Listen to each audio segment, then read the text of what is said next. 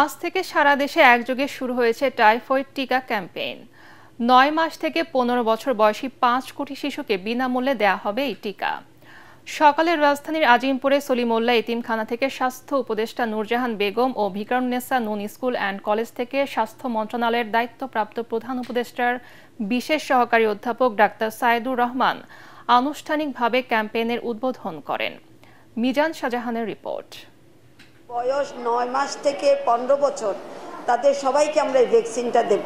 স্বাস্থ্য উপদেষ্টার উদ্বোধনের মধ্য দিয়ে দেশে প্রথমবারের মতো বিনামূল্যে টাইফয়েড টিকা পাচ্ছে ৫ কোটি শিশু।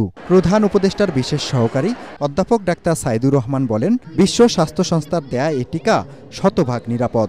এই টাইফয়েড টিকাদান ক্যাম্পেইন ২০২৫-এর শুভ উদ্বোধন ঘোষণা করছি। আজকের এই সুযোগটা শুধুমাত্র টিকাদান ক্যাম্পেইনের একটা উদ্বোধন না হয়ে এটা আসলে আপনাদের মগজে একটা নতুন জগতের উন্মোচন হোক।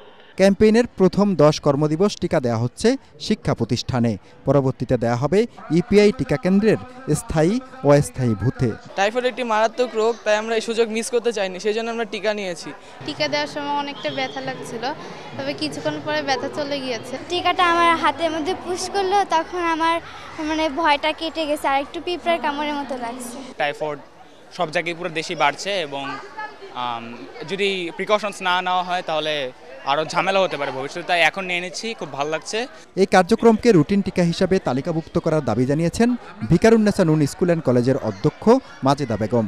জন্ম সময়কালীন সময় যে টিকাগুলো দেয় ইপিআই থেকে, সেটাকে যদি টাইফয়েডের টিকাও এর মধ্যে ইনক্লুডেড করা হয়, তাহলে আমার মনে হয় একটা ক্ষতিকর, বিরাট একটা ক্ষতির প্রভাব থেকে এই আমাদের বাংলাদেশের জনগণ রক্ষা পাবে। যাদের জন্ম নিবন্ধন নেই কিন্তু বয়স ৯ মাস থেকে ১৫ বছরের মধ্যে, তারা সবাই নিকটস্থ কেন্দ্রে গিয়ে নিবন্ধন করে সাথে সাথে টিকা নিতে পারবেন। পথ শিশুদের টিকা দেবে এনজিও কর্মীরা। পেলে থেকে নবম শ্রেণী পর্যন্ত পড়ুয়া কোনো শিক্ষার্থী এই টিকার বাইরে থাকবে না। সেক্ষেত্রে কারো বয়স যদি ১৫ বছরের বেশি হয়ে যায়, তাকে ম্যানুয়ালি এই কার্ডের মাধ্যমে তাৎক্ষণিক রেজিস্ট্রেশন করে টিকা দেওয়া হবে। মিজান শাহজাহান, এটিএন বাংলা, ঢাকা।